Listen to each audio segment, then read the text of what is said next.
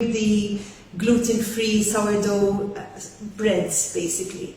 And so when I'm doing sweets with sourdough, I normally add to my starter a tablespoon of brown sugar.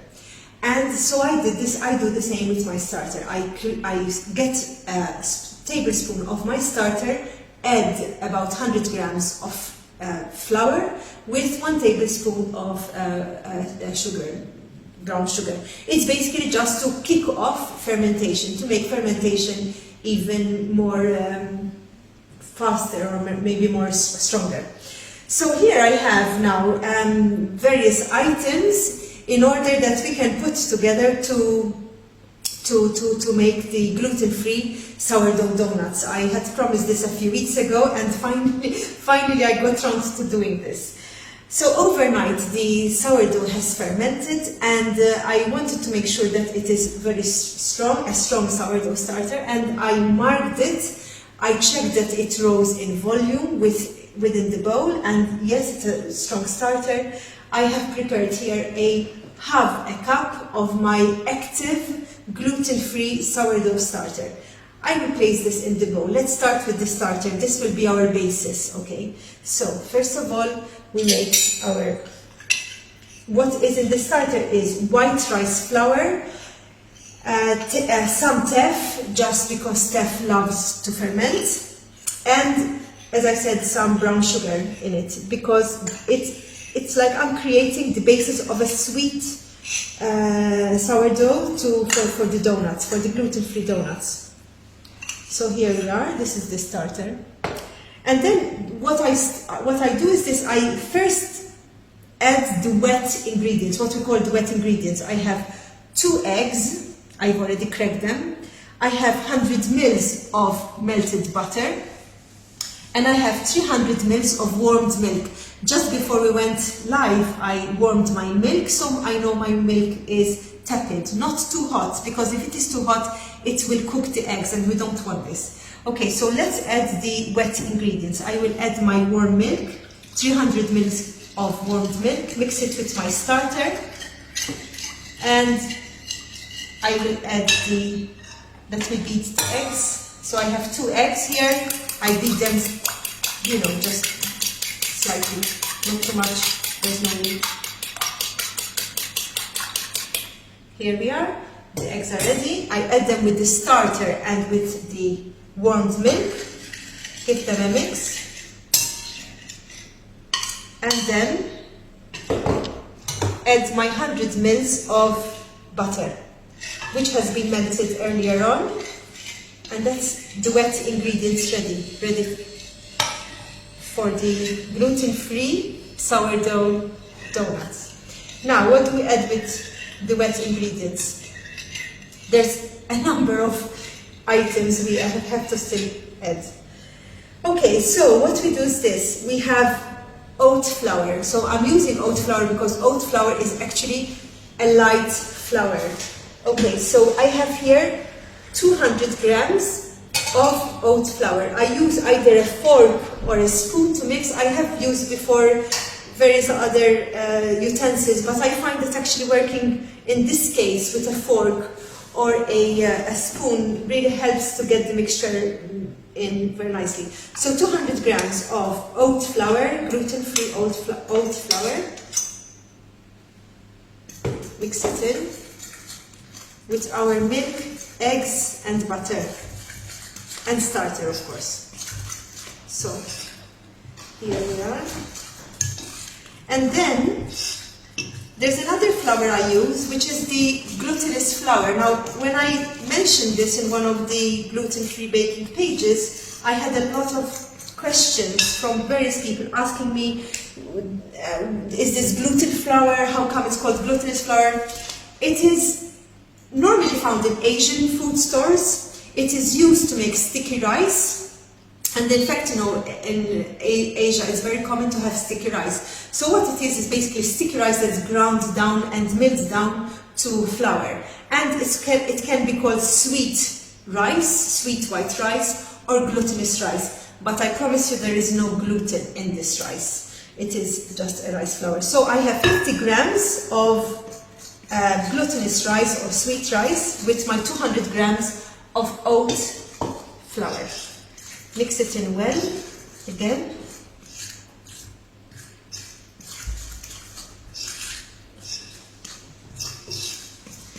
And then what we do is this, I add some tapioca flour. Tapioca, if you don't have tapioca, you can find corn flour or potato flour. I actually went to the Asian store, they have tapioca flour with, and so, it's very easy to find. 65 grams of tapioca flour. What tapioca does, it helps to lighten the batter up when you're doing the donuts. What I'm looking for in the texture of donuts when we fry them is light texture and soft. And this was my problem whilst I was trying to make a lot of test batches, is I could not get the soft lightness. So tapioca helps a lot in creating this sort of fluffy, what we call the fluffy texture. I guess it is like that. 65 grams of tapioca flour. Okay. We keep on adding in the mix, and I will also write down the recipe on the file. Once I'm ready, I'll list it down. So it's really, it's about getting the right mixture, the right ingredients in together to make sure that we have a nice texture to it. What we're doing is we're getting a batter. We're not really getting a dough in the same way that when we, our donuts, when we normally do a donut, normally we get a dough. In this case, what we're doing is we're creating a batter. And that batter over the next few hours will ferment, and we can then we'll have the gluten-free donuts. Okay, so here we are. And then finally, just the last few items. I have 5 grams of salt, which is important to get some reactions going with the salt and the sugar that's coming up right now. 70 grams of sugar. Of course, this is a sweet dessert. It's a dessert sweet, so we need to have some sugar. So 70 grams of sugar in here. I use white sugar. However, I'm sure you can also use brown sugar or any other type of sugar. It's just to add that sweetness to the batter. And there we are, almost there. Then what we do is this: we add 2 teaspoons of xanthan gum. Now, what xanthan gum is doing is basically coagulating the batter. As we know, in this case, even though I'm not very keen on using xanthan gum, but at some point I had to use it. So it's 2 teaspoons of xanthan gum, just so that the batter with the sweet rice, with the glutinous rice, will make the batter more coagulate better. So it will not be a runny batter finally, it will be more of a sort of thick batter, and that's what we are looking for, to make a thick batter.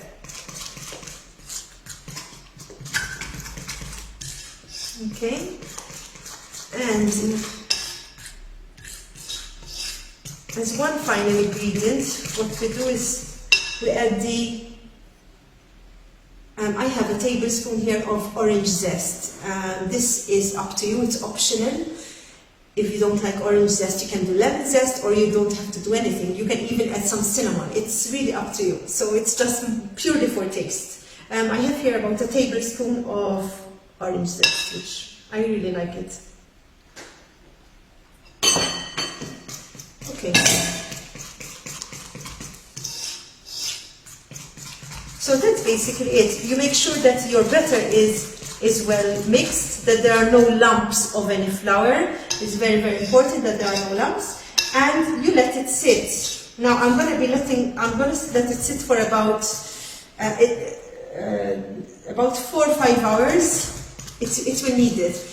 If you want the batter to ferment at a much faster rate, what I can suggest is this, and this can go with any kind of sourdough starter, with any kind of sourdough, is you place it in a container with some boiling water next to it, and close the container so that the steam will push fermentation, will encourage fermentation to be faster.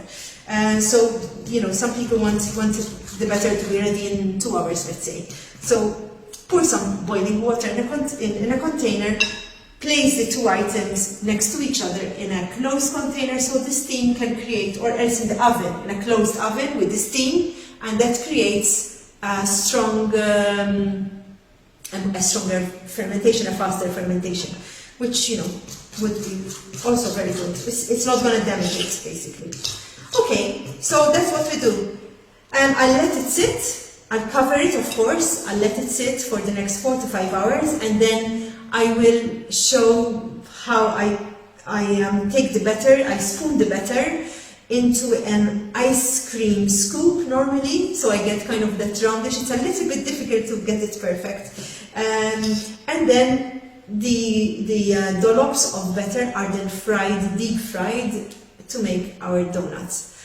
So I will write the recipe. I hope if you have any questions, please send them to me.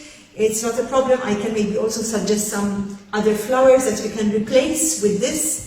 And hopefully you all can also make your own donuts at home, gluten-free donuts at home. Okay, take care, and speak in a few hours' time. I'll be back on again in a few hours' time when I'm frying my donuts. Take care.